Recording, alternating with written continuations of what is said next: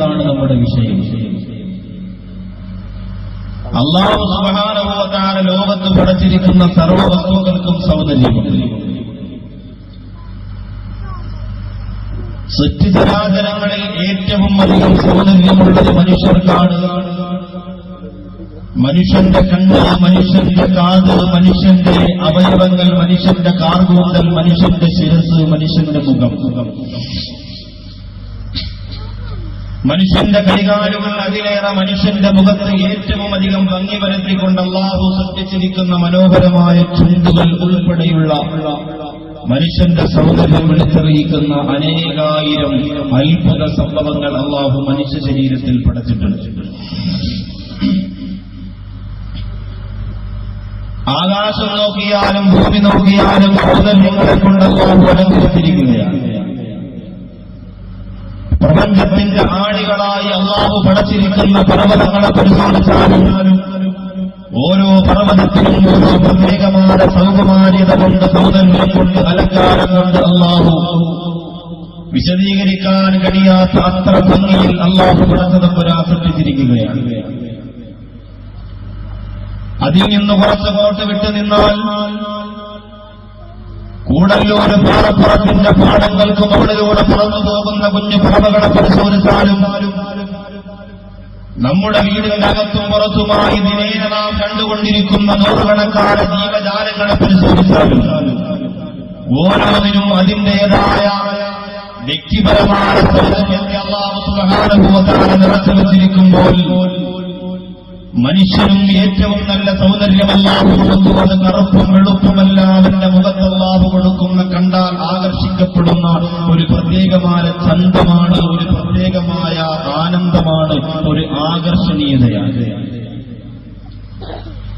എന്നാൽ എന്റെ സഹോദരങ്ങളെ, അല്ലാഹുവിലും അവന്റെ മലക്കുകളിലും വിശ്വാസപരമായ കാര്യങ്ങളിലും ആദർശത്തിലും അടിയുറച്ച് വിശ്വസിക്കുന്ന വിശ്വാസമെന്ന് പറയുന്ന നമ്മുടെ മനസ്സിന്റെ ഉള്ളിൽ ഉൾക്കൊള്ളുന്ന ആ ഒരു സംഭവത്തിനും സൗന്ദര്യമുണ്ട് എന്ന്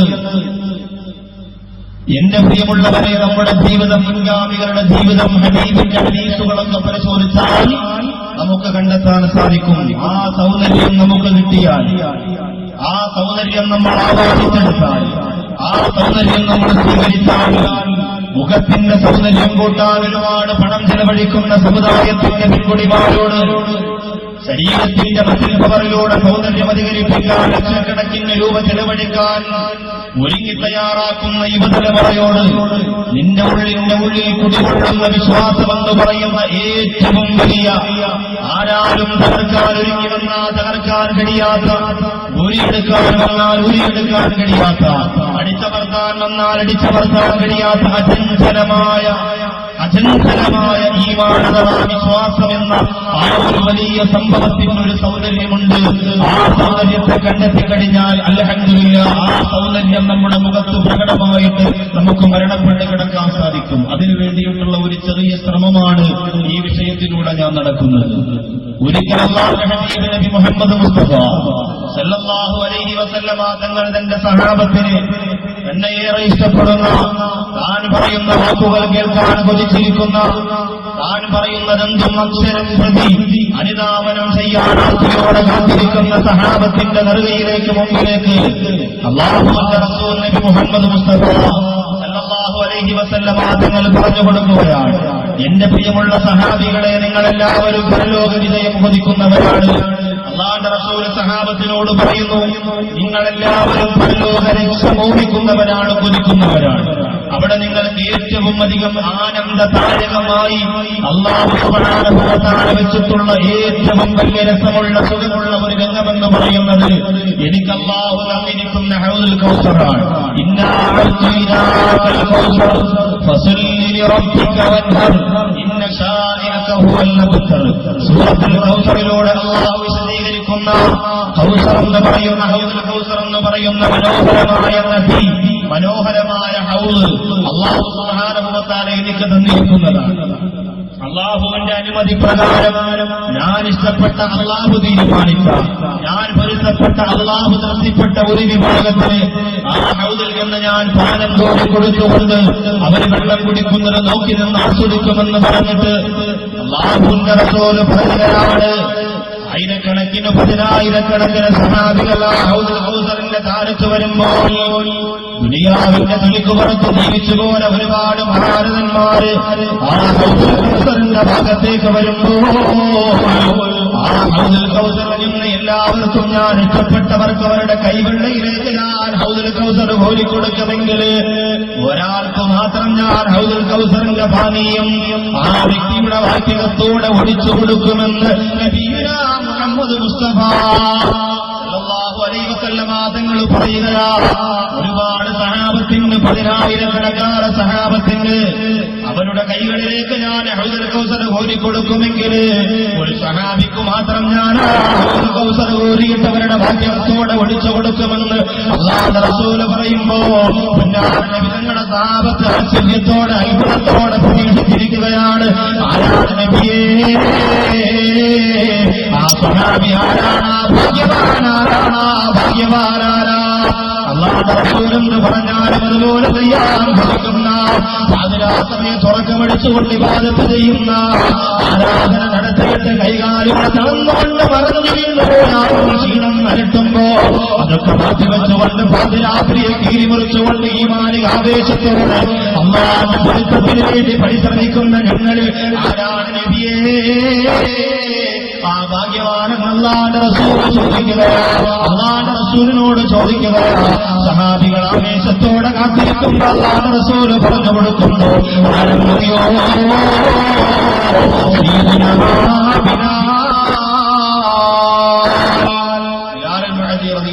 ആ വലിയ മുഴക്കമൊന്നും പറ്റി, ഭയങ്കര മുഴക്കം, ശബ്ദം കൂട്ടി പറയുമ്പോൾ ഒരു മുഴക്കമാണ്, മനസ്സിലാകാതിരിക്കരുത്. വോളിയം വേണം, എക്കോ വേണം, ബോക്സിംഗ് നല്ല പവർ വേണം, ഒക്കെ വേണം, പക്ഷെ മുഴങ്ങാൻ പാടില്ല. മുഴക്കം വന്നാൽ ഓപ്പറേറ്ററുടെ കുഴപ്പമാണ്, സെറ്റൊക്കെ ഓക്കെയാണ്. കസര കൊണ്ടൊന്നും തികഞ്ഞില്ലേ?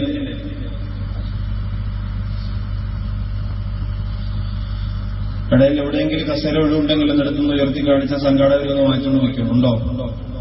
കാല് വെക്കാൻ, കൈ വെക്കാൻ, മൊബൈൽ വെക്കാൻ 2-3 ദിവസം വേഗം സംഘാടകർ വേഗം വന്നത് വാങ്ങിച്ചു. അത് വാങ്ങിയിട്ട് ഇൻഷാ അല്ലാഹ് പുറകിൽ കസേരയില്ലാത്തവർക്ക്, ഏറ്റവും പുറകിൽ ചിലപ്പോൾ നിലത്തിരിക്കുന്നവർക്ക് വേദി കാണാത്ത ഒരു വിഷമം ഉണ്ടെങ്കിൽ ഫ്രണ്ടിൽ വന്നിരിക്കുന്നതുകൊണ്ട് കുഴപ്പമില്ല.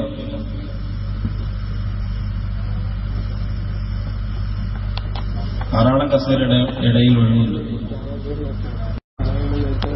സ്ത്രീകളുടെ ഭാഗത്തും കസേര ഒഴിവുണ്ടാവും.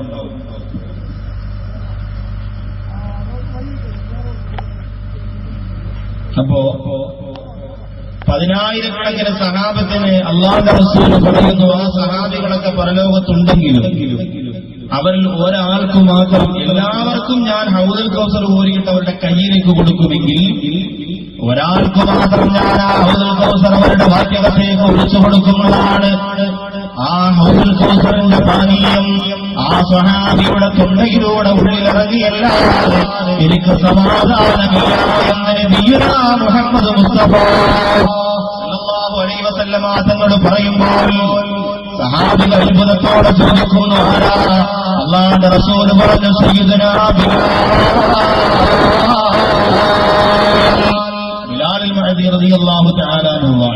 സഹാബികളെല്ലാവരും അല്ലാഹുവിന്റെ റസൂലിന്റെ മുഖത്ത് നോക്കാത്ത രീതിയിൽ പരസ്പരം പറഞ്ഞു, ഇത്രത്തോളം ചെറിയ ഒരു മനുഷ്യൻ, ഇത്രത്തോളം സൗന്ദര്യം കുറഞ്ഞ നമ്മളാരും അത്ര വലിയ ഒരു പദവിയിലേക്ക് അല്ലാഹുവിന്റെ റസൂല് സ്ഥാനവും പദവിയും കൊടുത്തു. ആ പദവി കൊടുക്കുന്നുണ്ടെങ്കിൽ പോലും സഹാബത്തിനിടയിൽ ഇത്രത്തോളം വലിയ ഒരു പദവി അല്ലാഹുവിന്റെ റസൂല് കൊടുക്കാൻ മാത്രം ഒരു സ്ഥാനം സഹാബികൾ മനസ്സുകൊണ്ട് കരുതിയില്ല.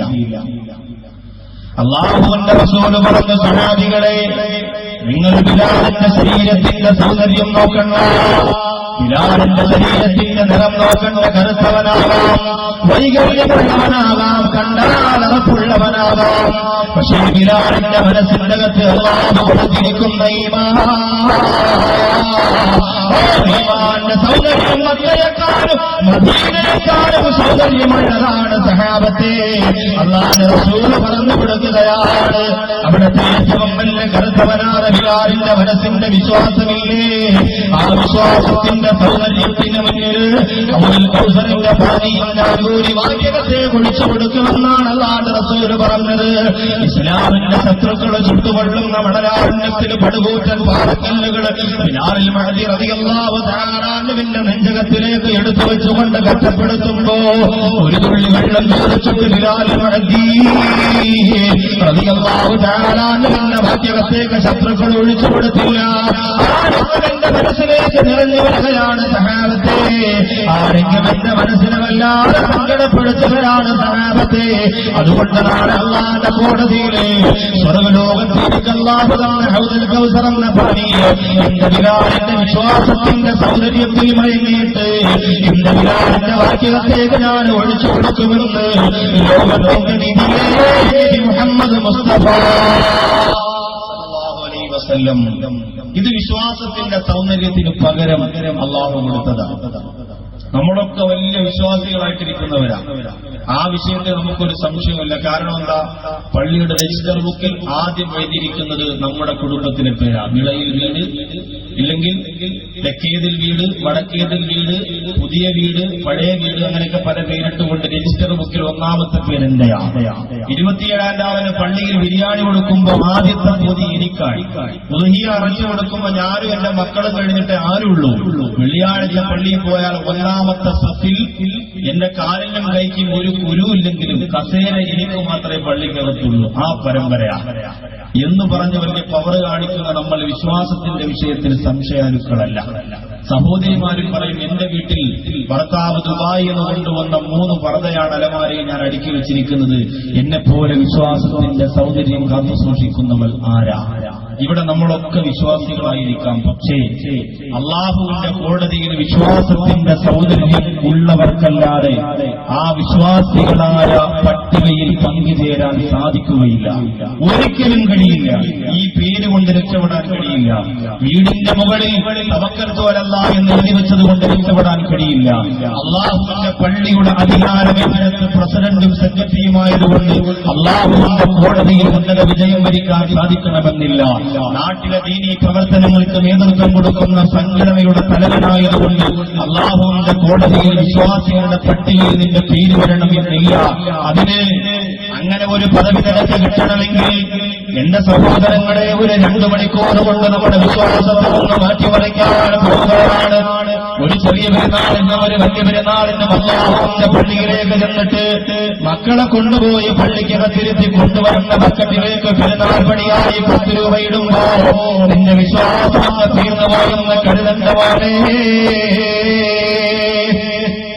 മാനുവിന്റെ സമയമാകുമ്പോ സൗദിയിൽ നിന്ന് കൊണ്ടുവന്ന ഊത് പുകച്ചുകൊണ്ടിരിക്കുമ്പോൾ ആ സുഗന്ധം ഇങ്ങനെ വീടിന്റെ കത്തിനൊക്കെ പുറത്തേക്ക് അടിച്ചു വീശുമ്പോ എന്റെ വിശ്വാസത്തിന്റെ സൗന്ദര്യമുള്ള വീടാന്ന് പറയാതെ എനിക്ക് കഴിയില്ല.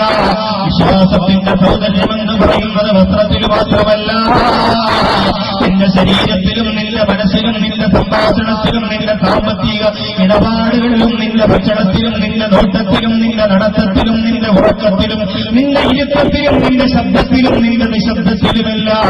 എന്റെ പ്രിയമുള്ള മുസ്ലിമേ, ആ വിശ്വാസത്തിന്റെ സൗന്ദര്യം ഇങ്ങനെ തെളിഞ്ഞു നിൽക്കുക. അവിടെയാണ് മാലാഖമാര് മയങ്ങിപ്പോകുന്നത്, അവിടെയാണ് മലക്കുകൾ അത്ഭുതപ്പെട്ടു പോകുന്നത്. എന്തിനാണ് പടച്ചവനെ ഇങ്ങനെ ഒരു പടത്തിന് ദുനിയാവിൽ നീ പഠിക്കുന്നതെന്ന് പടച്ചറബിനോട് ചോദിച്ചപ്പോ ഇന്നീ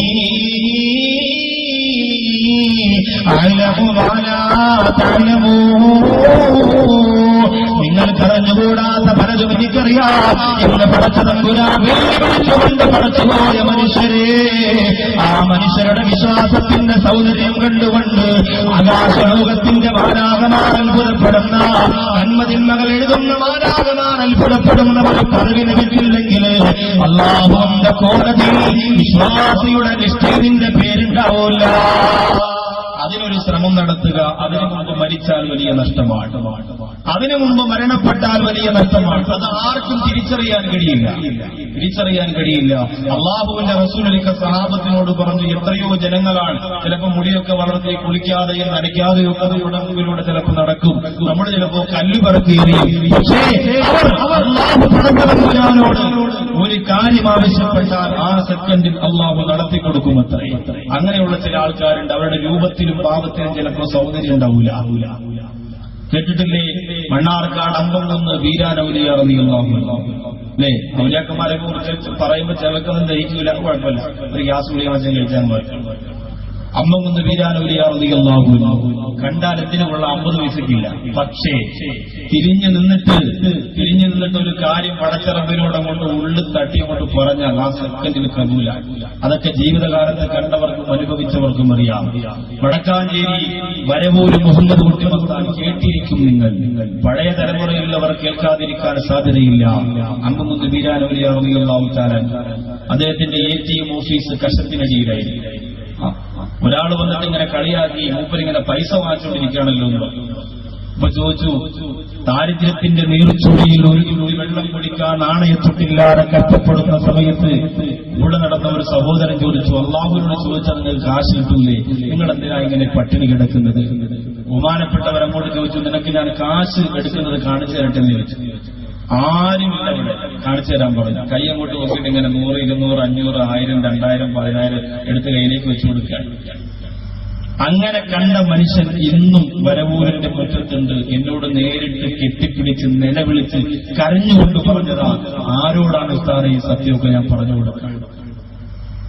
അവരുടെ സൗന്ദര്യം നമുക്ക് ഏത് കമ്പ്യൂട്ടർ വെച്ച് കണ്ടുപിടിക്കാൻ സാധിക്കും, ഏത് മീറ്റർ വെച്ച് അളന്നു നോക്കാൻ സാധിക്കും. നമ്മൾ നേരെ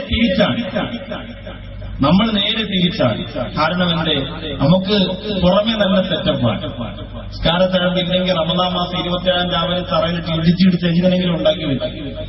റമദാൻ അങ്ങോട്ട് കഴിയുമ്പോൾ ഈമാന്റെ സൗന്ദര്യം താത്താടെ നെറ്റിയിൽ വന്നു. പിന്നെ 10 ദിവസം കഴിഞ്ഞെന്ന് പോയി നോക്കിയാൽ കട്ടി കുറഞ്ഞു വരും. പിന്നെ പർദ്ദയിടാത്ത സഹോദരിമാരുണ്ടോ എന്ന് കേരളത്തിൽ? അതൊരു വലിയ സ്റ്റൈലായി. പർദ്ദ എന്ന് പറയുന്നത് ഇന്ന് വക്കീൽ കോട്ട് പോലെ മധ്യത്ത് മാത്രം ഒരു ബട്ടൺസ്, ബാക്കി വവ്വാല് പോലെ പറക്കുന്ന സാധനമായി. അടിയിൽ വേറെ തിളങ്ങുന്ന സാധനങ്ങളായിട്ടിരിക്കും. നല്ലപോലെ കാണാൻ തിളങ്ങുന്ന ചുരിദാറ്, തിളങ്ങുന്ന വള്ളി ഒക്കെ. പർദ്ദ എന്ന് പറയുന്നത് വക്കീൽ കോട്ട് പോലെ ഇങ്ങനെ തടുക്കാതിരിക്കാനും ഒരു സ്റ്റൈലിന് വേണ്ടിയിട്ട് ഇങ്ങനെ ഇടുന്ന ചില സിനിമാ നടന്മാരിടുന്ന പോലെ, ചില എക്സിക്യൂട്ടീവ് മെമ്പർമാരിടുന്നത് പോലെ ഒരു സ്റ്റൈലിന് വേണ്ടി മാത്രം ഒരു കോട്ട് പോലെ ആക്കി. അല്ലാതെ അത് സൗന്ദര്യത്തെ പുരുഷന്മാരിൽ നിന്നും പിശാചിൽ നിന്നും തടയാനുള്ള ഒരു ആയുധമായി കാണുന്നവർ വളരെ വിരളമാണ്. ചെറുപ്പക്കാരോട് ചോദിച്ചു നോക്കുക, ദാടി വെക്കാത്ത ചെറുപ്പക്കാർ വളരെ കുറവാ. ആസിവലി വെക്കുന്ന പോലെ ദാടി വെക്കുന്നവരുണ്ട് അല്ലേ? അതുപോലെ തന്നെ വേറെന്തൊക്കെ കുറെ ഞാൻ എഴുതി വെച്ചിരുന്നു. എന്നോട് ചെറുപ്പക്കാരെ വിളിച്ചു പറഞ്ഞു, ഉസ്താദെ കുറെ സിനിമയുടെ വേണ്ട ഉസ്താദ് എഴുതി വെച്ച ചെറുപ്പക്കാർക്ക് അതൊക്കെ ആ മോഡലിലൊക്കെ ഏത് സിനിമാ നടൻ കോലം കെട്ടിയിറങ്ങിയാലും ആ കോലത്തിന്റെ പിന്നാലെ നമ്മളുണ്ടെന്ന് പറഞ്ഞ് മുദ്രാവാക്യം വിളിച്ച് നടക്കുന്ന 100 കണക്കിന് ചെറുപ്പക്കാരുണ്ട്. അങ്ങനെ നമുക്ക് സൗന്ദര്യം, അങ്ങനെ നമുക്ക് ശരീരത്തിൽ നമ്മൾ വിശ്വാസത്തിന്റെ സൗന്ദര്യമാണെന്ന് പറഞ്ഞതൊക്കെ വെച്ചുപിടിപ്പിക്കുകയാണ്. എന്തിനേറെ അല്ലാഹുവിന്റെ പള്ളി പരിപാലിക്കുന്നവർ, അല്ലാഹുവിന്റെ പള്ളികളുടെ പൊതുയോഗങ്ങളിൽ പോലും എന്റെ പ്രിയപ്പെട്ടവരെ, അല്ലാഹുവിന്റെ പള്ളി കമ്മിറ്റികളിൽ പോലും പൊതുയോഗങ്ങളിൽ പോലും കള്ളുകുടിയന്മാർ ചർച്ചയ്ക്ക് വരുന്നു. പൊതുയോഗത്തിന് വാപ്പാക്ക് വോട്ട് ഒരുപാട് കിട്ടാൻ വേണ്ടിയിട്ട് മക്കൾക്ക് കുപ്പിയെടുത്ത് കൊടുത്തിട്ട് പള്ളിക്കമ്മിറ്റിയിൽ കൊണ്ടുവന്നിരുത്തുന്ന ആൾക്കാർ വരെയുണ്ട്. എഴുന്നേറ്റുന്നുകൊണ്ട് അവൻ പറയും, എന്റെ വയറ് നിറച്ച് കള്ളാണെങ്കിലും കൽബ് നിറച്ച് ഈമാനാണ് അല്ലേ? വെല്ലുവിളിച്ചുകൊണ്ട് പലരും പറയാറുണ്ട്. ഇതൊക്കെ നമുക്കിന്ന് പിശാച് തന്നിരിക്കുന്ന സൗന്ദര്യമാണ്. ആ സൗന്ദര്യത്തെ നമ്മളെന്ന് കബറടക്കാൻ പോവുകയാണ്. ഉടനെ ഒരു പാടപ്പുറത്തിന്റെ പാടത്ത് വന്നിരുന്ന് 2 മണിക്കൂർ എന്നെ ശ്രമിക്കാമെന്ന വിശ്വാസത്തിന്റെ സൗന്ദര്യം കുതിക്കുന്നവരെ, പിശാച് നമുക്കിടുന്ന സൗന്ദര്യത്തെ നമ്മളെന്ന് കബറ് വെട്ടി അടക്കാൻ പോവുകയാണ്. സിനിമാനടന്മാരുടെ ആഗ്രഹം നമുക്ക് വേണ്ട ചെറുപ്പക്കാരാ, സിനിമാനടന്മാരുടെ രൂപഭാവം നമുക്ക് വേണ്ട ചെറുപ്പക്കാരാ, കണ്ണുനീരൊലിക്കുന്ന സീരിയൽ നടിയെ അനുധാവനം ചെയ്യുന്ന അനുകരിക്കുന്ന ശൈലി നമുക്ക് വേണ്ടതെങ്ങനെ? എന്റെ സഹോദരിമാരെ, വിശ്വാസത്തിന്റെ സൗന്ദര്യം മനസ്സിലേക്ക് കൊണ്ടുവന്ന 100 കണക്കായ സഹോദരിമാരെന്ന പരിധിമണികളുണ്ട്, മഹിളാരംഗങ്ങളുണ്ട്. അവരിലേക്കൊന്ന് കടന്നു ചെന്നിട്ട് മനസ്സിലൊന്ന് വിശ്വാസമുറപ്പിച്ചേ. അതിലൂടെ നമ്മുടെ സംസാരം വിശ്വാസത്തിന്റെ സൗന്ദര്യമുള്ളതാകട്ടെ, നമ്മുടെ നടത്ത വിശ്വാസത്തിന്റെ സൗന്ദര്യമുള്ളതാകട്ടെ, നമ്മുടെ രൂപവും നമ്മുടെ ഭാവവും അങ്ങനെ തന്നെയാവട്ടെ. ബഹുമാനപ്പെട്ട അബൂ ഹുദൈഫ റളിയല്ലാഹു തആല അൻഹു ഖുറൈശി കുടുംബത്തിൽ പിറന്ന മനുഷ്യനാണ് അബൂ ഹുദൈഫ. ഉന്നത കുടുംബമാണ് ഖുറൈശി കുടുംബം എന്ന് പറയുന്നത്. ആ കുടുംബത്തോട് വെല്ലുവിളിക്കാൻ വേറൊരു കുടുംബമില്ല. ആ കുടുംബത്തിലെ അബൂ ഹുദൈഫ റളിയല്ലാഹു തആല അൻഹു എന്ന് പറയുന്ന സഹോദരൻ, ആ മനുഷ്യൻ തന്റെ പ്രിയപ്പെട്ട സുന്ദരിയായ പെങ്ങൾക്ക് ഒരു കല്യാണം ആലോചിച്ചു, ഒരു വിവാഹാലോചന നടത്തി. ആരെയാണ് ആലോചിച്ചെടുത്തത്?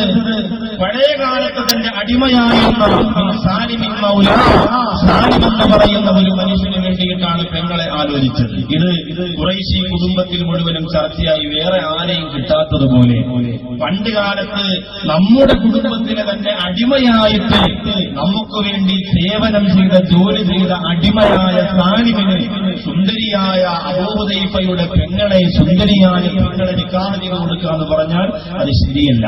അങ്ങനെ ഖുറൈശി കുടുംബത്തിലെ തലവന്മാരെല്ലാവരും അബൂ ഹുദൈഫയെ വിളിപ്പിച്ചു, കാര്യം അന്വേഷിക്കാൻ വേണ്ടി വിളിപ്പിച്ചു. എന്തേ നീ ആ പഴയകാലത്തെ അടിമയ്ക്ക് തന്നെ അവൻ അടിമത്വത്തിൽ നിന്ന് മോചിപ്പിച്ചുവെങ്കിലും എന്തിനാണ് അവന് കൊടുക്കുക? അതിനൊരു പവറില്ലല്ലോ. ആ സമയത്ത് അബൂ ഹുദൈഫ റളിയല്ലാഹു തആല അവരോട് കൊടുത്ത മറുപടി എന്തെന്നറിയുമോ? والله لقد أنكحته إياها وإني لأعلم أنه خير منها.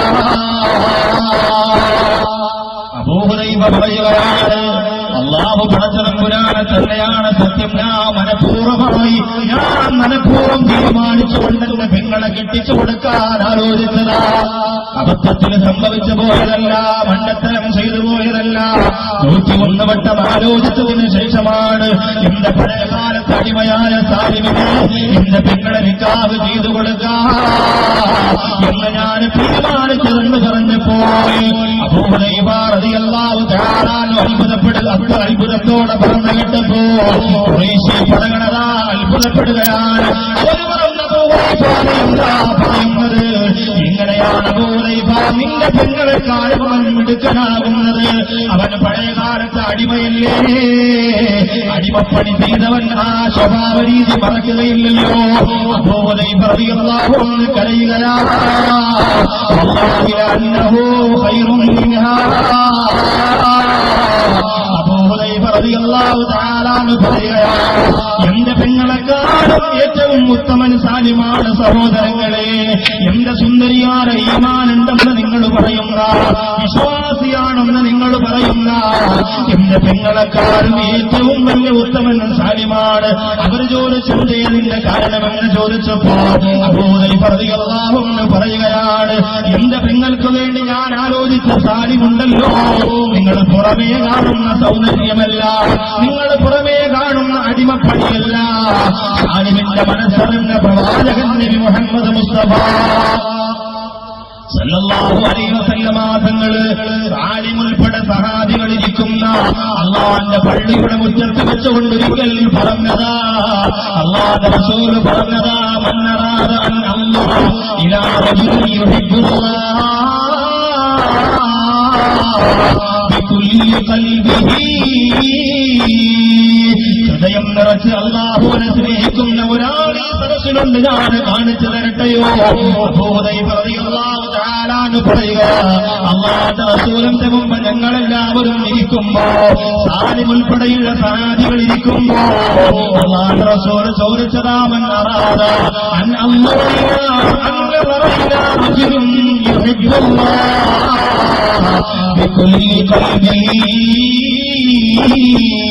ഹൃദയം നിറച്ച് പടച്ചതമ്പുരാനെ സ്നേഹിക്കുന്നവനാണ് ഞാൻ കാണിച്ചു തരട്ടെയോ? എന്റെ ഖുറൈശികളെ, അന്നെന്റെ റസൂലിനോട് ഞങ്ങൾ സമ്മതം മൂടിയതാണെങ്കിലേ അല്ലാഹുവിന്റെ റസൂലിന്റെ തുമ്പ് കടന്നു ചെന്നത് എന്റെ പെങ്ങൾക്ക് വേണ്ടി ഞാനെന്ന് ആലോചിച്ചിരുന്ന സാലിമിന്റെ നെഞ്ചിലേക്ക് അല്ലാഹുവിന്റെ റസൂല് പറഞ്ഞ സാലിമ സൗന്ദര്യമുള്ളവനാ, മുഖ സൗന്ദര്യമല്ല, ശരീരത്തിന്റെ സൗന്ദര്യമല്ല, വസ്ത്രത്തിന്റെ സൗന്ദര്യമല്ല, സാലിമിന്റെ മനസ്സിന്റെ കത്ത് പടച്ചോന്റെ സൗന്ദര്യമുണ്ടേ, സാലിമിന്റെ ഹൃദയത്തിനകത്ത് പടച്ചോ നിറഞ്ഞിരിക്കുകയാ. അത് തിരിച്ചറിയാൻ നമ്മിൽ പലർക്കും സാധ്യമല്ല. പിന്നെ ആ സാധ്യമല്ലെങ്കിലും അള്ളാഹുവിനതിന് കഴിയും. അള്ളാഹുവിന്റെ മാലാകമാർക്ക് ആ ഹൃദയത്തിൽ ഒപ്പിടാൻ സാധിക്കും. അതിനാദ്യം എന്താ ചെയ്യേണ്ടത്? അതിനാദ്യം ചെയ്യേണ്ടത് 3 രീതിയിലാണ് ദുനിയാവിനെ മനുഷ്യർ കാണുന്നത്. അതിൽ 3ാമത്തെ രീതിയിലേക്ക് മാറുമ്പോൾ അറിയാതെ സൗന്ദര്യം അൽഹംദുലില്ലാഹ് നമ്മെ തേടി വരും. വൽ കാഫിറു യതമത്തഉ വൽ മുനാഫിഖു യതബയ്യനു വൽ മുഅ്മിനു യതസവ്വദു. 3 രീതിയിലാണ് ദുനിയാവിനെ മനുഷ്യർ കാണുന്നത്. കാഫിരീങ്ങൾ കാണുന്നത് യതമത്തഉ സുഖിക്കാൻ വേണ്ടിയാണ്. സുഖിക്കാൻ വേണ്ടിയാണ് ദുനിയാവിനെ. അവർക്ക് സുഖം മാത്രം മതി. വൽ കാഫിറു യതമത്തഉ. അവർ ഭക്ഷണം കഴിക്കാൻ കയറുമ്പോൾ ഇത് ഹലാലാണോ ഹറാമാണോ എന്ന് നോക്കേണ്ട കാര്യമില്ല. അവർ ഹോട്ടലിൽ കയറി ഭക്ഷണം കഴിക്കാൻ ചെല്ലുമ്പോ ഇത് ബിസ്മി പറഞ്ഞ് അറുത്തതാണോ കഥകിന്റെ ഇടയിൽ വെച്ചതാണോ എന്ന് ചോദിക്കേണ്ട കാര്യം അവർക്കില്ല. അവർക്കില്ലാത്ത പോലെ തന്നെ നമ്മളിൽ പലർക്കുമില്ല. അല്ലേ? നമ്മളൊക്കെ കയറി ഇങ്ങനെ വെട്ടി വിഴുങ്ങും. അറക്കാത്ത ഇറച്ചി ഭക്ഷിക്കുമ്പോൾ ഹോട്ടലിൽ നിന്നൊക്കെ വാരി വലിച്ച നമ്മളൊക്കെ ഫുൾ ടൈം ഹോട്ടൽ ഭക്ഷണക്കാരാണ്. കാരണം ഇന്ന് യാത്രയാണ്. അല്ലേ? അതൊക്കെ നമ്മൾ ശരിക്കും കഴിക്കുന്നവരാണ്. പക്ഷേ അത് അന്വേഷിക്കണം. അല്ലെങ്കിൽ അത്രത്തോളം വിശ്വാസമുള്ള ഓരോ നാട്ടിൽ നമുക്ക് അറിയപ്പെട്ട ഓരോ ഹോട്ടലുകൾ ഉണ്ടാവും. അവിടെ നിന്ന് മാത്രമേ കഴിക്കാവൂ. അത്രത്തോളം വിശ്വാസമുള്ള സ്ഥലത്ത്. ഇല്ലെങ്കിൽ ഹറാമിനെ ഹലാലാക്കാൻ നമുക്ക് സാധ്യമല്ല. അങ്ങനെ ചെയ്യാനും പാടില്ല. ഇസ്ലാമിന്റെ ആദർശത്തെ കളങ്കപ്പെടുത്താൻ പാടില്ല. കാഫിരീങ്ങളെ സംബന്ധിച്ചിടത്തോളം അവർ സുഖിക്കാൻ വേണ്ടി മാത്രം ജീവിക്കുന്നവരാണ്. ഇത് ഞാനൊരു സ്ഥലത്ത് പറഞ്ഞപ്പോൾ എന്റെ സദസ്സിനെ സംബന്ധിച്ചിടത്തോളം ക്രൈസ്തവരും ഹൈന്ദവരും ഒക്കെ വരുന്നവരാണ്. ഒരു ഹിന്ദു സഹോദരനോട് പറഞ്ഞതാ. ഞാൻ ഇവിടെ ഈ വിഷയം പിന്നെ കൊടുങ്ങല്ലൂര് പുതിയകാവിൽ പ്രസംഗിച്ചതാണ്. അവിടെ ഒരു ഹിന്ദു സഹോദരനോട് ചോദിച്ചു, നിങ്ങൾ പ്രസംഗിച്ചപ്പോ പറഞ്ഞു കാഫിരികളെന്ന് പറഞ്ഞ ഞങ്ങളെ കുറിച്ചാണെന്ന് നമുക്കറിയാം. കാരണം അവർക്കിപ്പോ കുഫർ, കാഫിർ ആ വാക്കുകളൊക്കെ നല്ലതുപോലെ അറിയാം. പ്രത്യേകിച്ച് ഗൾഫിൽ പോയവരാണെങ്കിൽ പിന്നെ പറയാൻ വേണം. അല്ലെ? ഒരു അറബി, ഒരു അനിൽകുമാർ എന്ന് പറയുന്ന ഒരു കുമാർ എന്ന് പറയുന്ന സഹോദരനോട് പറഞ്ഞു അത്ര ബാങ്ക് കേട്ട സമയത്ത് പള്ളി കയറില്ല. ഹിമാറെ പള്ളി കയറാന്ന് പറഞ്ഞപ്പോ അവൻ പറഞ്ഞു ആ ഹിമാറല്ല ആന കുമാർ എന്ന് പറഞ്ഞു. അപ്പൊ അതുപോലെ ഈ കുമാറും ഹിമാറും ഒക്കെ അവർക്ക് നല്ലതുപോലെ അറിയാം. ഹിമാറ്, ഹറാമ്, ഹലാലൊക്കെ നല്ലതുപോലെ അറിയാം. അപ്പൊ ആ സഹോദരൻ പറഞ്ഞു, വിശ്വൻ എന്ന് പേരുള്ള ആ സഹോദരൻ പറഞ്ഞു, ഞങ്ങൾ സുഖിക്കാൻ വേണ്ടിയാണ് ദുനിയാവിൽ ജീവിക്കുന്നത് എന്ന് നിങ്ങൾ പറഞ്ഞതിനോട് നമുക്ക് താല്പര്യമില്ല. നമ്മളങ്ങനെ സുഖിക്കുന്നവരല്ല. ഞാൻ പറഞ്ഞു സുഖം കൊണ്ട് ഞാൻ ഉദ്ദേശിക്കുന്നത് ഹലാലും ഹറാമും എന്ന നമ്മുടെ നിയമാവലി പരിശോധിക്കുക എന്നതാണ്. അത് പരിശോധിക്കാതിരിക്കുന്നതിനാണ് സുഖമെന്ന് പറയുക. അല്ല ജീവിതം മുഴുവൻ സുഖമെന്ന് ഞാൻ പറയുന്നില്ല. ആ സഹോദരൻ പറഞ്ഞു, ചെരുപ്പില്ലാതെ ശബരിമലയിലേക്ക് നടന്നു പോകുന്ന ഒരു ഈശ്വര ഭക്തൻ എങ്ങനെയാണ് സുഖിക്കുന്നത് എന്നാണ്. മണ്ണക്കും പൂങ്കാവനം ശബരിമല, പുണ്യദർശനം തേടും ശബരിമല, സ്വാമി അയ്യപ്പ ശരണമയ്യപ്പ ശരണമയ്യപ്പ സ്വാമി അയ്യപ്പ. അപ്പൊ സക്കാബി സാർക്ക് നോക്കാം ബാക്കിയുടെ നല്ല തൊപ്പിയൊക്കെ ഉണ്ടാവും. നോക്കി ഇത് എവിടെ നിന്ന് പറയും, സ്വാമിയാണോ മുസ്ലിയാരാണോ? ഇത് ഒരുപാട് ഞാൻ പല സ്ഥലത്തും പറയാത്തത്. കാരണം എന്താ, പിന്നെ ശബരിമല സീസണിൽ പാട്ട് പാടാൻ വിളിക്കുക, അതുകൊണ്ട് പാടാത്തതാണ്. കാരണം നമ്മൾ അവരെ ഈ മഞ്ഞത്ത് നമ്മുടെ സദസ്സിൽ അവര് വന്നിരിക്കണമെങ്കിൽ നമ്മൾ ആലോചിച്ച് നോക്കി, ഇതൊരു വലിയ സംഭവമാണ്. അപ്പൊ അവർക്ക് അതിനോട് താല്പര്യമുള്ളത് കൊണ്ടാണ്. എവിടെ ഇസ്ലാമിക മതപ്രസംഗം എന്ന് പറഞ്ഞാലും അപ്പോഴേ നോട്ടീസ് അടിച്ചിറക്കും, കൊല്ലാൻ വരികയാണ്, മറ്റന്മാര് വരികയാണ്, യവന്മാര് വരികയാണ്. അതൊന്നുമല്ല യഥാർത്ഥ ഇസ്ലാം എന്ന് പറഞ്ഞു കൊടുക്കണമെങ്കിൽ ധൈര്യത്തോടെ ഇസ്സത്തുൽ ഇസ്ലാം എന്ന് പറഞ്ഞാൽ ഇസ്ലാമിന്റെ ഇസ്സത്ത് വെളിവാക്കി കൊടുക്കലാണ്. അതാരെയും കൊല്ലാനും അതാരെയും വെട്ടാനും അതാരെയും നശിപ്പിക്കാനും പഠിപ്പിക്കുന്ന മതമാണ് എന്ന ധാരണ എന്റെ പ്രിയപ്പെട്ടവരെ ഒരുമിച്ച് കൂടിയ 10,000ങ്ങളിലൂടെ നമുക്ക് മാറ്റിക്കൊടുക്കാൻ സാധിക്കണം. അള്ളാഹു തൗഫീഖ് തരട്ടെ. അപ്പൊ ഞാൻ പറഞ്ഞു വന്നത്, അവർക്ക് നോക്കേണ്ട കാര്യമില്ല ഹലാലാണോ ഹറാമാണോ, ഓടി അറുത്തതാണോ സത്തതാണോ എന്ന് നോക്കണ്ട. അവരുടെ മതം അതിനെക്കുറിച്ച് പ്രതിപാദിക്കുന്നില്ല. വൽ കാഫിറു യതമത്തഉ വൽ മുനാഫിഖു യതസയ്യനു. മുനാഫിഖീങ്ങളെന്ന് പറഞ്ഞാൽ യതസയ്യനു, അവർക്ക് ഭംഗിയാണ് ആവശ്യമുള്ളത്. മുനാഫിഖീങ്ങളെന്ന് പറഞ്ഞാൽ നിങ്ങളെ കണ്ടാ സലാം പറയും, തിരിഞ്ഞു നിന്നാൽ കുറ്റം പറയും. നിസ്കരിക്കാൻ എല്ലാവരും പോകുന്നെങ്കിൽ അങ്ങോട്ട് പോകും, ഒറ്റക്കാണെങ്കിൽ പോവില്ല. അതുപോലെ ജനങ്ങളെ കാണിക്കാൻ വേണ്ടി മാത്രം വിശ്വസിക്കുന്ന, ജനങ്ങൾ അറിയാൻ വേണ്ടി മാത്രം നിസ്കരിക്കുന്ന, 10 പേര് കൂടുമ്പോ മാത്രം അല്ലാഹുവിനെ കുറിച്ച് പറയുന്ന കപടന്മാരാ. അവർക്ക് പുറമേനി മാത്രം മതി. എന്നാൽ അല്ലാഹുവിന്റെ റസൂൽ പറഞ്ഞു തരികയാണ്, സൗന്ദര്യമുള്ള വിശ്വാസികളെ, നിങ്ങളെങ്ങനെയാണ് ദുനിയാവ് കാണുന്നതെന്നറിയുമോ? അവൻ ആഹ്റത്തിന്റെ ഭക്ഷണമായി ദുനിയാവിനെ മാറ്റുകയാണ്. പരലോകത്തേക്ക് കബറിന്റെ ഭക്ഷണം നിലനിർത്തി വരുമ്പോ അവന്റെ പട്ടിണി മാറ്റാം. അമ്പടിയുടെ കൂടല്ലൂരിന്റെ പരിസരത്തുള്ള വിശ്വാസികളതാ അവരുടെ സമയത്ത് മാറ്റിവെക്കുകയാ. ആഹ്റത്തിന് പട്ടിണി കിടക്കാൻ കഴിയില്ല, ആഹ്റത്തിന് നമ്മെ തോട്ടമോടാതെ കഴിയില്ല. അതുകൊണ്ടാണ് നോമ്പ് പിടിക്കുന്നത്, അതുകൊണ്ടാണ് പാദരാത്രി ഉറക്കപ്പെടുന്നുകൊണ്ട് നിസ്കരിക്കുന്നത്.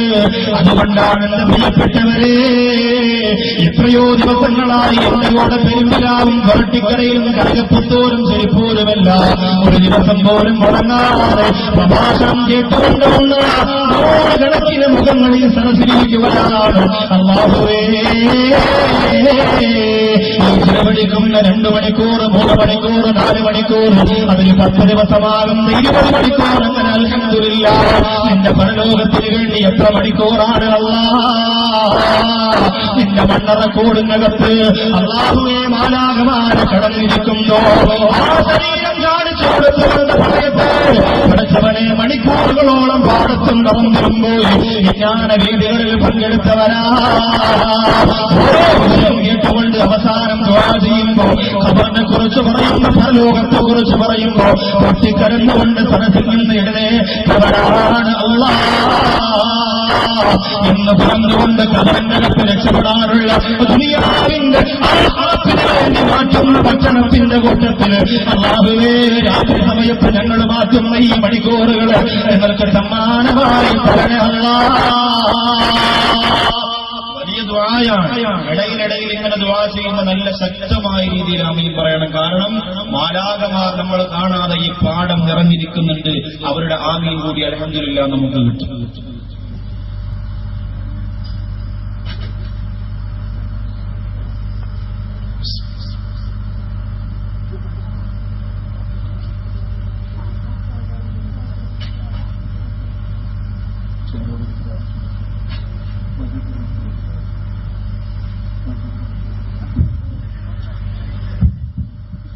ഇനി ഒരാളെ കൂടെ കൊണ്ടുനടക്കാൻ വെള്ളം ഒഴിക്കും. കാരണം രീതി പറഞ്ഞു കൊടുക്കാൻ അറിയണമല്ലോ, എല്ലാവർക്കും അറിയുന്നില്ല. ഉസ്താദന്മാർക്കൊന്നും നമ്മളെ രീതി അറിയില്ല. 5-10 മിനിറ്റ് കഴിയുമ്പോൾ അവരോടെങ്കിലും പറയും വെള്ളം ഒഴിച്ചാൽ ഞാൻ പറയാൻ പറ്റും. ഏതെങ്കിലും പയ്യന്മാരൊക്കെ ഉണ്ടായിരുന്നെങ്കിൽ അളിയാ ഒഴി അളിയാന്നൊക്കെ പറയാറുണ്ട്. ഇവിടെ അടുത്ത് അളിയാന്ന് പറയാൻ പറ്റും. എനിക്കാണെങ്കിൽ നല്ല കമ്പനി അടിച്ചടുത്തിരുന്ന് വെള്ളമൊഴിച്ച പോലെയൊക്കെയാണ് ഇഷ്ടം. ഊതും സ്വാലിഹ് എന്നൊക്കെ പറഞ്ഞ പോലെ പ്രവാചകന്മാരെ പേരുള്ളവരുണ്ട്. ഇവിടെ നിന്ന് കണ്ടില്ല കൊണ്ടാന്ന് പിടിച്ചിരുത്താൻ ആരെങ്കിലും ഒരാളൊക്കെ കൂടെ കൊണ്ടുവരുന്നേ പറ്റും. നല്ലതാണ്. കാരണം എന്താ പറയുക, ഞാൻ ശ്രദ്ധിക്കില്ല, ചിലപ്പോൾ ഇങ്ങനെ പറഞ്ഞുകൊണ്ടിരിക്കും. വിഷയത്തിന്റെ സൗന്ദര്യം കൊണ്ട് ചിലപ്പോ വെള്ളത്തിന്റെ സൗന്ദര്യം മറന്നു പോകും, തൊണ്ടയിലെ സൗന്ദര്യം നഷ്ടപ്പെട്ടു. അതുകൊണ്ടാണ്.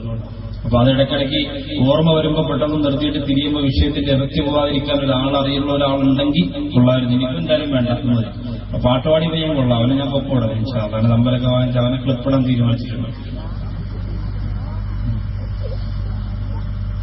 അപ്പോ എന്റെ പ്രിയമുള്ള സഹോദരങ്ങളെ, ആ വിശ്വാസത്തിന്റെ സൗന്ദര്യം നമ്മുടെ മനസ്സിനെ കവർന്നെടുക്കണം. അതിനുള്ള വഴികൾ എന്തൊക്കെയാണ്? ആഖിറത്തിന് വേണ്ടിയിട്ട് അൽഹംദുലില്ലാഹ് ദുനിയാവിന്റെ ഭക്ഷണത്തെ നമ്മൾ മാറ്റുക, അതൊക്കെ ശരിയാണ്. ഇനി അതിനുള്ള വഴികൾ പറഞ്ഞു തരാൻ പോവാണ്. ബിസ്മില്ലാഹിർ റഹ്മാനിർ റഹീം. 1, 2, 3, 4 വഴികളാണ്. വിശ്വാസത്തിന്റെ സൗന്ദര്യം ഉണ്ടാക്കാൻ 4 വഴികളാണ്. 4 കാര്യങ്ങൾ നിങ്ങൾ ഇൻഷാ അല്ലാഹ് 2 മനസ്സുകൊണ്ട് അംഗീകരിക്കാനുള്ളതും 2 ശരീരം കൊണ്ട് ചെയ്യാനുള്ളതും. ആ 4 കാര്യം വളരെ സിമ്പിളാണ്. സാധാരണ പ്രസംഗത്തിൽ 7 കാര്യം 10 കാര്യം 15 കാര്യമാണ് തരാം. ഇത് വളരെ എളുപ്പമുള്ള കാര്യം. 2 കാര്യം മനസ്സുകൊണ്ട് അംഗീകരിക്കാനും 2 കാര്യം ശരീരം കൊണ്ട് ചെയ്യാനും. ഇൻഷാ അല്ലാഹ് തയ്യാറല്ലേ?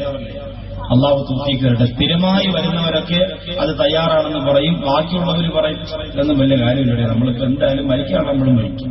ഒരു പാപ്പനോട് പറഞ്ഞു, ഉസ്താദെ എത്ര ഇടിച്ചാലും ഈ ശരീരത്തെ തന്നെ ഇടിക്കുന്നത്, നോക്കുമ്പോൾ എന്തും ജോലിയായി വെളിയിലിരിക്കണല്ല. എത്ര കവർ കൊണ്ടിട്ട് ഇടിച്ചാലും ഇതിൽ തന്നെ ഇടി, ഇനിയിപ്പോ വേറെ ഒന്നും ഇല്ലല്ലോ. അതപ്പോ അങ്ങനെയൊക്കെ ചില നിരീശ്വരവാദികൾ ചില നിരീക്ഷണങ്ങൾ നമ്മുടെ മനസ്സിലേക്ക് കുത്തിവെച്ചിരിക്കുകയാണ്.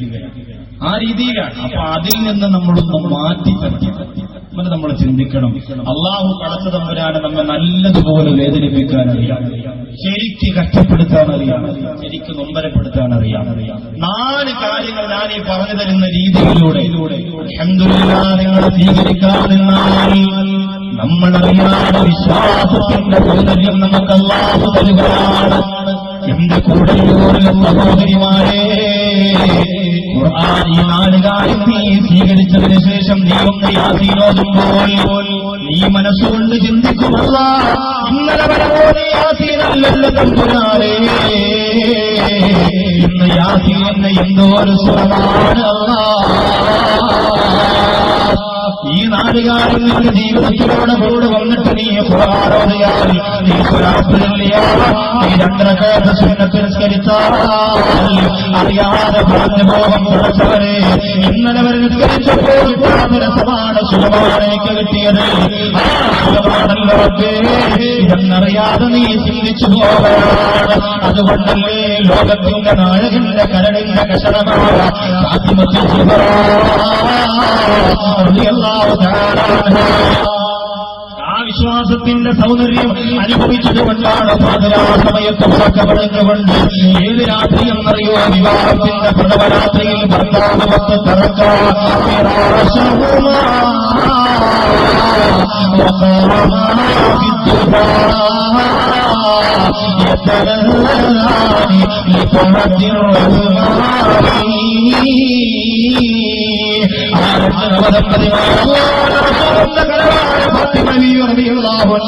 അവരുടെ കരവാര അലി റളിയല്ലാഹു തആല വിവാഹത്തിന്റെ 1ാമത്തെ രാത്രിയിൽ നേരം പുലരുന്നത് വരെ ഇബാദത്തെടുക്കുകയാണ്, നിസ്കരിക്കുകയാണ്. ഉറക്കം വരുന്നില്ല, ചിരി വരുന്നില്ല, സന്തോഷം വരുന്നില്ല, സുജൂദിലൂടെ പൊട്ടിക്കരയുകയാണ്. ഏത് രാത്രിയാണ്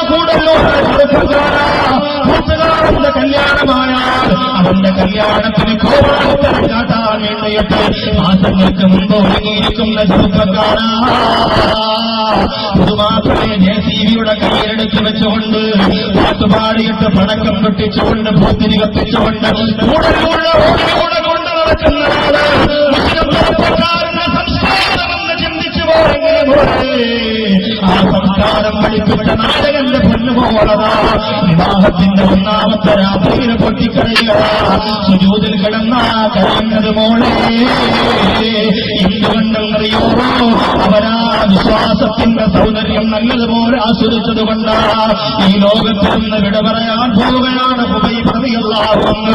അവസാനത്തെ ആഗ്രഹമെന്തേ, നിറകണ്ണുകളോട് ബഹുമാനപ്പെട്ടവർ പറഞ്ഞത്, എനിക്കെന്റെ കുടുംബത്തിൽ പോണ്ട, എന്റെ ആരോഗ്യത്തിന് മോശമാണ്, മരുന്ന് വേണ്ട, എനിക്ക് സുഖം വേണ്ട, എനിക്ക് സന്തോഷം വേണ്ട, എന്റെ ജീവിതത്തിന്റെ അവസാന ആഗ്രഹം എന്തെന്നറിയോ, 2 റക്അത്തിരിക്കും നിസ്കരിക്കണമെന്നാ പറഞ്ഞത്. എന്റെ ചെറുപ്പക്കാരാ, നിനക്ക് നിന്റെ മനസ്സുകൊണ്ടൊന്ന് ചിന്തിച്ചു നോക്കടാ, ഇന്നൊരു സുജൂദ് പടച്ചോറ് നീ ചെയ്തോ പോലെ നിറഞ്ഞിരിക്കുന്ന പാദം നിറഞ്ഞ പിന്നെ സഹോദരിമാരെ, എത്ര ശരീരനാ കണ്ടത്, എത്ര സിനിമയാ കണ്ടത്, എത്ര പാട്ടാ കേട്ടത്, ഒരു സുജൂദിന്റെ ഭംഗി പോലെ എന്നെ പകൽ സമയത്ത് പടച്ചോറ് നിനക്ക് ചെയ്യാൻ സാധിച്ചിട്ടുണ്ടോ? വളരെ ആലോചിക്കണം നിങ്ങൾ. അതുകൊണ്ട് അങ്ങനെ ചെയ്യാൻ വേണ്ടിയിട്ടുള്ള ഒരു പ്രധാനപ്പെട്ട തയ്യാറെടുപ്പാണ് 4 കാര്യങ്ങൾ. 1, അല്ലാഹുവിനെ മനസ്സ് നിറച്ച് സ്നേഹിക്കുക. 1ാമത്തെ കാര്യം അല്ലാഹുവിനെ സ്നേഹിക്കണം. എങ്ങനെ സ്നേഹിക്കണം? ആദ്യം നമ്മൾ ആലോചിച്ച് ഭാര്യയും മക്കളെയും ഉമ്മയും ഉപ്പയും സുഹൃത്തുക്കളെയും കാമുകിമാരെ കാമുകന്മാരെ അതൊക്കെ പറയുമ്പോഴേ യുവാക്കൾക്ക് അങ്ങോട്ട് തിരിയുള്ളൂ. അങ്ങനെ ആ സ്നേഹത്തിന്റെ വഴിയിലെങ്കിലും ഒരല്പം സ്നേഹം അല്ലാഹു കൊടുത്തിട്ടുണ്ടോ എന്ന് ചിന്തിച്ചാൽ മതി. ലോക്കൽ സ്നേഹത്തിന്റെ വഴിയിലെങ്കിലും നിന്ന് സ്നേഹം കൊടുക്കാൻ കഴിഞ്ഞിട്ടുണ്ട്. സൗന്ദര്യം മനസ്സിലാവുന്നത് സ്നേഹിക്കുമ്പോഴാണ്. ചിലപ്പോൾ നിങ്ങൾ ഭാര്യ ഭർത്താക്കന്മാരാണ്, നിങ്ങൾ ഭർത്താക്കന്മാരും അവിടെ ഇരിക്കുന്നവർ ഭാര്യമാരുമാണ്. ഈ സ്റ്റേജിലും അങ്ങനെ തന്നെ, ഞാനും അങ്ങനെ തന്നെ. അപ്പൊ നമ്മൾ ഭർത്താക്കന്മാരാണ്, അവർ നമ്മുടെ ഭാര്യമാരാണ്. ജീവിതത്തിന്റെ ചില സന്ദർഭങ്ങളിൽ ഭാര്യയ്ക്ക് സൗന്ദര്യം കൂടുതലായി ഭർത്താക്കന്മാർക്ക് തോന്നാറുണ്ട് ചിലപ്പോഴൊക്കെ. അത് ചിലപ്പോൾ കുളിച്ചൊരുക്കി വരുമ്പോൾ മാത്രമായിരിക്കില്ല, ചില സന്ദർഭത്തിൽ നമ്മൾ പെട്ടെന്ന് നോക്കുമ്പോൾ അപ്പൊ ഇപ്പൊ ഭാര്യ എത്തി ആണല്ലോ ഉള്ളതെങ്ങനെ പ്രത്യേക ഇതെന്റെ ഐശ തന്നെയാണെന്ന് തോന്നുവാണ്. ചിലപ്പോ അപ്പുറത്തെ വീട്ടിൽ പോയിട്ട് മുറ്റോടിച്ചുകൊണ്ടിരിക്കുന്ന നിങ്ങളുടെ ഭാര്യ നിങ്ങളൊന്ന് ജനലിലൂടെ നോക്കിയാൽ മതി, അപ്പുറത്തെ വീട്ടിൽ പോയിട്ട് നോക്കാം. അപ്പൊ നമ്മൾ അള്ളാഹുവിന്റെ അടിപൊളി പെണ്ണവിടെ നിൽക്കുകയാണല്ലോ, അള്ളാഹ് ആരാത്. അടുത്തോട്ട് ചെല്ലുമ്പോ അള്ളാഹു ഇതെന്റെ പൂതനായിരുന്നു റബ്ബേ. അപ്പോഴും ദൂരെ നിൽക്കുമ്പോൾ ചിലപ്പോൾ തോന്നില്ല. അതങ്ങനെ അങ്ങനെ പ്രത്യേകിച്ച് സൗന്ദര്യം തോന്നുന്ന ചില സമയമുണ്ട്. അതെപ്പോഴാണെന്നറിയോ? സ്നേഹം കൂടുമ്പോഴാണ്. സ്നേഹം കൂടുമ്പോൾ ഇപ്പോ നമ്മുടെ മക്കൾ നോക്കിക്കൊണ്ടിരിക്കുമ്പോ വാപ്പായും ഉമ്മായും കൂടെ ഒരു സ്ഥലത്തിരിക്കാം. അപ്പൊ വാപ്പ പറയാണ്, ഭാര്യയോട് പറയാണ് ഭർത്താവ്, നിന്നെപ്പോലെ ഒരു സുന്ദരി കൂടല്ലൂര് വേറെയില്ല. ഞാനൊന്ന് പെണ്ണാണം വന്നപ്പോണ്ടല്ലോ ഞാൻ ആദ്യം ശ്രദ്ധിച്ചത് നിന്റെ കണ്ണുകൾ ആയിരുന്നു. അല്ല, ഭർത്താവ് പറയാം. അപ്പൊ ഭാര്യ പറയും, ഇക്ക ഞാൻ നോക്കിയതൊന്നുമല്ല, നിങ്ങളുടെ രണ്ട് ചെവിയുണ്ട്, നല്ല രസമാണ്, ഭയങ്കര ഇഷ്ടപ്പെട്ടു. എന്നിട്ട് നിങ്ങള് ഞാൻ കൊണ്ടുവന്ന പാല് വാങ്ങിച്ച് കുടിച്ചിട്ടുണ്ടല്ലോ, ഒരു നോട്ടക്കള, ആ നോട്ടമൊക്കെ ഭയങ്കര ഇഷ്ടമാണ്. അപ്പൊ ഇങ്ങനെ പറഞ്ഞുകൊണ്ടിരിക്കുമ്പോ പുറത്തു നിന്ന് കത്തി കളിച്ചുകൊണ്ട് നിൽക്കുന്ന, കോലി കളിച്ചുകൊണ്ടിരിക്കുന്ന മക്കൾ പറയും, എടാ നോക്കടാ പുതിയപ്പളം പോലെ ഇരിക്കും, എന്ത് രസമല്ലേ ഒരു മക്കൾ ഇങ്ങനെ പറയാണ്. ഇത് കഴിഞ്ഞതിന് ശേഷം രണ്ടുപേരും ചെറിയ ഉടക്കാവാൻ വലിയ താമസമൊന്നും വേണ്ടല്ലോ. ഇതിപ്പോ എപ്പോഴാണ് ദുഹറിനിണങ്ങിയാൽ അത്തറിന് ഉടക്കും, മാരിവിനിണങ്ങിയാൽ സുബൈക്ക് ഉടക്കും, ഇഷാന് ഉടക്കുന്ന കാര്യം മാത്രമേ പുറത്ത് സഹിക്കാൻ പറ്റാതെ. അപ്പൊ അങ്ങനെ ഉടക്കിയ ആ ഉടക്ക് കഴിഞ്ഞാൽ, ഇത് ഞാൻ മനസ്സ് തുറന്ന് നിങ്ങളോട് പറയാൻ, അങ്ങനെ ഉടക്കുക, ഇത് നിങ്ങൾ എന്റെ കൂടെ ഇരുന്ന് ശ്രദ്ധിച്ചെങ്കിലേ മനസ്സിലാവുള്ളൂ. കാര്യം ഞാൻ പറഞ്ഞുകൊണ്ട് ഗൗരവം നിങ്ങൾ ചിന്തിക്കും. ആ ഉടക്ക് കൊണ്ട് നടന്നുകൊണ്ടിരിക്കുമ്പോ മക്കൾ എന്നിട്ട് പറയും, ഉപ്പ മദ്രസയിൽ കൊടുക്കാൻ പൈസ വേണം, ഉമ്മയുടെ ചോദിച്ചോളൂ വേണം. ഉമ്മ പറഞ്ഞ വാപ്പാടെ ചെന്ന് ചോദിക്കാൻ, അവളങ്ങനെ പലതും പറയും, മൂലേവി അപ്പം മോൻ പറയും, വാപ്പ ഇങ്ങനെയൊന്നും അല്ലല്ലോ കണ്ണെന്നോ മൂക്കെന്നൊക്കെ പറഞ്ഞു കേട്ടു. നടക്കാൻ ചില സമയത്ത് അങ്ങനെ അവളെ പേര് പറഞ്ഞ കാര്യം കാണുന്ന പെട്ടു മദ്രസ മതിയൊക്കെ ടീച്ചി മാറ്റി വേറെ പറ്റുകൊണ്ടിരുന്നു. എന്തുകൊണ്ടാ? ഇപ്പൊ സ്നേഹമില്ല, അതുകൊണ്ട് ഉമ്മയുടെ സൗന്ദര്യം തിരിച്ചറിയാൻ വാപ്പാക്ക് കഴിയുന്നില്ല. സ്നേഹം നഷ്ടപ്പെട്ടു പോയി. എപ്പോ സ്നേഹം കൂടുന്നുവോ അപ്പൊ നമുക്ക് വലിയ സൗന്ദര്യം ഉള്ളതായിട്ട് തോന്നും. അതങ്ങനെയാണ്. ഗൾഫിൽ നിന്ന് എയർപോർട്ടിൽ വന്നിറങ്ങിയാൽ ഭാര്യ കാറിന്റെ പിൻ സീറ്റിൽ ഇരുന്നു കൊണ്ട് നമ്മളിവിടെ പട്ടിണി അവിടെ പോയി നിന്നും പെരുത്തിഞ്ഞ് വന്നു. എന്നിട്ട് ഇങ്ങനെ പറയാം, ആ സൗന്ദര്യം ഗൾഫിൽ തിരിച്ചു പോകാൻ നേരത്തെ എയർപോർട്ടിലേക്ക് വരുമ്പോ ഭാര്യയോട് ചോദിക്കും, നീ പറഞ്ഞില്ലേ നിങ്ങൾ പോയിട്ട് വിളിച്ചാൽ സ്വീകരിക്കാൻ എത്ര പേരാവുക. പെട്ടി പൊട്ടിക്കുമ്പോ അതറായിൽ വന്ന് നിൽക്കണ പോലെ കണ്ണും തള്ളി വന്ന് നിൽക്കണ എത്ര ഉണ്ട്, എത്ര പേരാന്നറിയോ? പച്ച ആർക്ക, ചുവപ്പാർക്ക, നീല ആർക്ക, അല്ലേ? അതങ്ങനെയാണ്. സ്നേഹം കൂടുന്ന സമയത്ത് ഭയങ്കര സൗന്ദര്യമുള്ളതായിട്ട് തോന്നും. ആര് പറഞ്ഞാലും ഒന്നും അംഗീകരിക്കൂല, കണ്ണിനതങ്ങോട്ട് ആകർഷണമാകും. ഇതുപോലെ ഒരു സ്നേഹം അള്ളാഹുവിന് നിങ്ങൾ കൊടുത്താൽ ഒരു വകുപ്പ് നിസ്കാരം പോലും നിങ്ങൾക്ക് കള ആക്കാൻ തോന്നില്ല. എന്തുകൊണ്ട്? ലോകത്ത് നിങ്ങൾ ഏറ്റവും അധികം സ്നേഹിക്കുന്നത് അള്ളാഹുവിനെ ആയതുകൊണ്ട്. എന്തുകൊണ്ടാണ് കാമുകിമാർക്ക് വേണ്ടി കാമുകന്മാര് മരിക്കുന്നത്? കാമുകന്മാർക്ക് വേണ്ടി കാമുകിമാര് മരിക്കുന്നത് എന്തുകൊണ്ടാ? ഏഴാം കടലിനടിയിലൊളിച്ചാലും നിന്നെ ഞാൻ കൊണ്ടുപോകും ഭൂമിനെ എന്ന് കവികൾ എഴുതുന്നത് എന്തുകൊണ്ടെന്നറിയുമോ? ഏഴ് കടലിന്റെ അടിയിലാണെങ്കിലും വരാ, ആര് കുറ്റപ്പെടുത്തിയാലും, ആര് വേണ്ടെന്ന് പറഞ്ഞാലും, ആര് കെട്ടിച്ചു തരൂരെന്ന് പറഞ്ഞാലും, എന്റെ മനസ്സിനെ കീഴ്പ്പെടുത്തിയവരെ എന്റെ സൗന്ദര്യത്തിന് മുന്നിൽ ഞാൻ വീണുപോകണമെന്ന് പറഞ്ഞ് കടൽ നീന്തി കടന്ന് കൊണ്ടുപോകാം. സാധുവന്മാര് മത്സരിക്കുന്നത് സ്നേഹം കൊണ്ട് തോറ്റുപോകുന്നത് കൊണ്ടാണ്. ആരും കണ്ടാലറിയാത്ത സ്നേഹമാണ്. ഇങ്ങനെ മധുരു പറയും കൂട്ടുകാരോടാ, ഞാനൊരു പെൺകുട്ടിയെ കണ്ടു, അങ്ങനെയാണ് ഇങ്ങനെയാണ് ഭയങ്കര ഇഷ്ടമാണ്. കൂട്ടുകാരെങ്ങനെ ഒളിച്ചിരുന്നോണ്ട് നോക്കുമ്പോ കൊമ്പം പല്ലൊക്കെ വെച്ച് ഇങ്ങനെ പോണൊരു പ്രേതം. അല്ലാതെ എവളാണ് നിങ്ങളുടെ ഫോണാണെന്ന് എനിക്കിഷ്ടം. സ്നേഹമുണ്ടെങ്കിൽ പല്ല് നോക്കൂല, മൂക്ക് നോക്കൂല, ഒന്നും നോക്കൂല, അവളെ കിട്ടിയേ പറ്റൂ, അതിന് കിട്ടിയേ പറ്റൂ. അതങ്ങനെയാണ്. എന്നാൽ ഞാൻ ഈ ചെറിയ രസമുള്ള ധർമ്മം കലർന്ന ഉദാഹരണം പറഞ്ഞതെന്തിനെന്നറിയുമോ? അങ്ങനെയെങ്കിലും നമ്മുടെ പടച്ചോനോട് സ്നേഹിക്കാൻ അതിനേക്കാൾ കൂടുതലാണ് സ്നേഹിക്കേണ്ടത്. എന്നാലും അങ്ങനെയെങ്കിലും ഒന്ന് സ്നേഹിക്കാൻ നമുക്ക് കഴിഞ്ഞാൽ കരയാതെ നിസ്കരിച്ച് തീർക്കാൻ പറ്റില്ല. ഞാൻ വീട്ടുന്ന സമയത്തറിയാതെ നമ്മുടെ കണ്ണ് നിറഞ്ഞു പോവുകയാണ്. കിടന്ന് കരയുകയാണ്. കരഞ്ഞ് കണ്ണീരൊഴുകുന്നു. ഇസ്ലാമിന്റെ ശത്രുക്കൾ ഉറച്ചു പറഞ്ഞുകൊണ്ട് കളിയാക്കുകയാണ്. ഹുബൈബിന്റെ പേടി കണ്ടോ? ാനുള്ള പേടി കണ്ടോ? റളിയല്ലാഹു അൻഹു നിസ്കാരം കഴിഞ്ഞ് സലാം വീട്ടിയിട്ട് പറയുകയാ, എടോ മണ്ടന്മാരെ, പേടികൊണ്ട് കരഞ്ഞതല്ല, എന്റെ റൂഹ് പിരിയുന്നതിന് മുമ്പ് ഇനി ഒരു സുജൂദ് റബ്ബിന് ചെയ്യാൻ എനിക്ക് കഴിയില്ലല്ലോ. എന്റെ അവസാന നിസ്കാരമാണല്ലോ, എന്റെ അവസാനത്തെ സുജൂദാണല്ലോ, എനിക്ക് സഹിക്കുന്നില്ല. അതുകൊണ്ടാണ് കൂടുതൽ നേരം ഞാൻ ആ സുജൂദിൽ കിടന്ന് കരഞ്ഞുപോയത്. അവർക്ക് ഒരുപാട് അല്ലാഹുവിനെ സ്നേഹിച്ചവരാണ്, ഒരുപാട് അല്ലാഹുവിനെ ഇഷ്ടപ്പെട്ടവരാണ്. ബഹുമാനപ്പെട്ട യൂനുസ് നബി അലൈഹിസ്സലാത്തു വസ്സലാം പറയുകയാണ്, അല്ലാഹുവേ, നിന്നോടുള്ള സ്നേഹം കൊണ്ട് എനിക്ക് സഹിക്കുന്നില്ല പടച്ചവനെ, എനിക്കിരിക്കാൻ കഴിയുന്നില്ല, ഇരിപ്പുറക്കുന്നില്ല, കിടന്നിട്ട് കിടപ്പുറക്കുന്നില്ല. അതുകൊണ്ട് അല്ലാഹുവേ, നിന്റെ അടുത്തേക്ക് എത്താൻ വേണ്ടിയിട്ട് ഈ കനലുകൾ കൊണ്ടുള്ള കടലാണ് നിർമ്മിച്ചതെങ്കിൽ അത് നീന്തിക്കിടന്ന് വരാ ഞാനൊരുക്കമാണ് റബ്ബേ.